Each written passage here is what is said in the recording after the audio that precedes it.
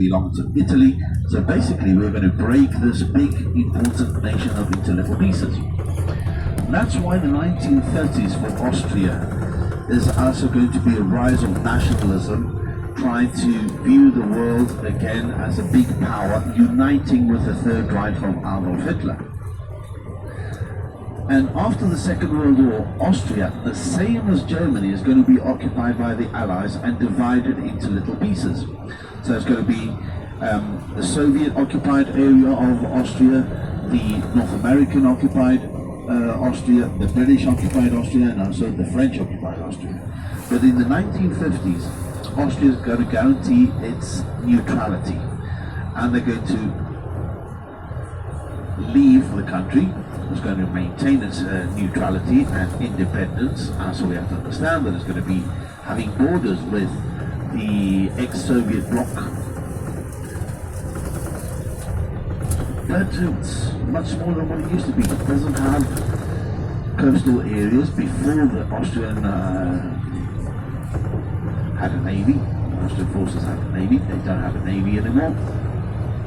They're going to belong to the European Union, but they are not going to belong to NATO. Economy is a mixture which represents this history with different influences. So for example, you've got the schnitzel, which is the breaded steak, but also you've got the goulash soup, which is a Hungarian dish that they have adopted.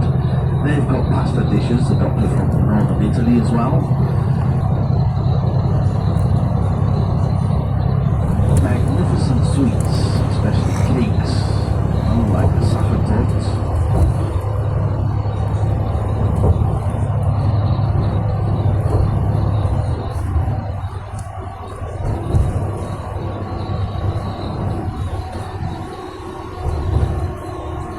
German was a very interesting language. It's a very difficult language.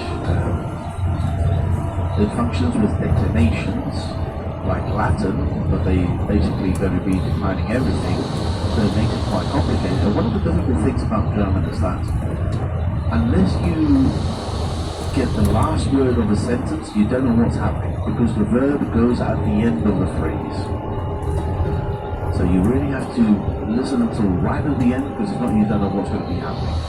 But the German language is a very philosophical language, because these extremely long words that we find in German was basically because we can invent a word, we can create a concept.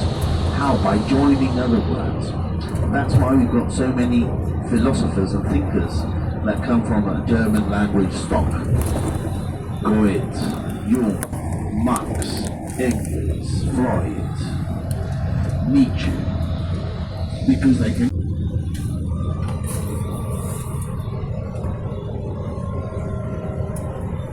Stop all right.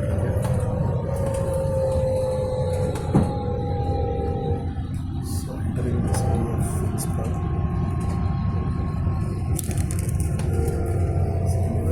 Mostly over 2 hours if we are go.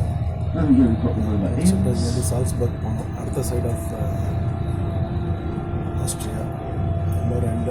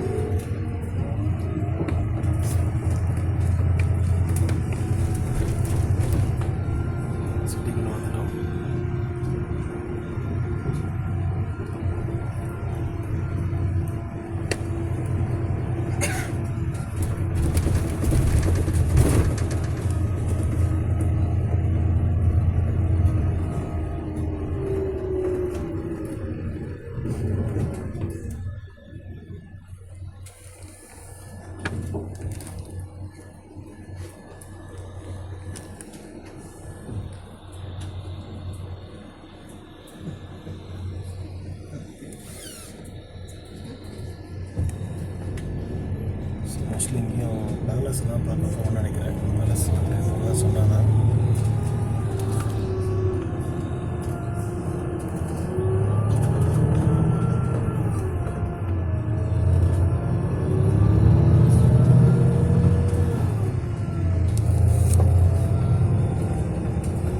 ஒரு night விட்டாலே car எல்லாமே ஸ்னோவில் காணாமல் போயிடும். அந்தளவுக்கு பண்ணிட்டே தான் இருக்குது.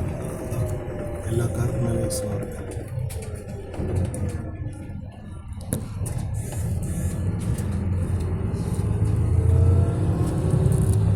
Innsbruck also has an important university, the University of Innsbruck.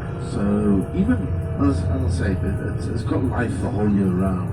It doesn't stop in the summer with everybody coming for some activities, but in winter with this winter sports because of the university, it's a city that has a life. Because we know that when you study in the university, the important thing is the social life more than the exams and all the rest. That's just for a couple of weeks a year. Over here towards our left, we got part of the residential complex for the students. When we see part of the university towards our left. ஃபுல்லாக residential area. University இருக்கா. So university students அங்கே இருக்கிற residents எல்லாமே இந்த இடத்துல தான் இருக்குன்னு சொல்கிறாங்க.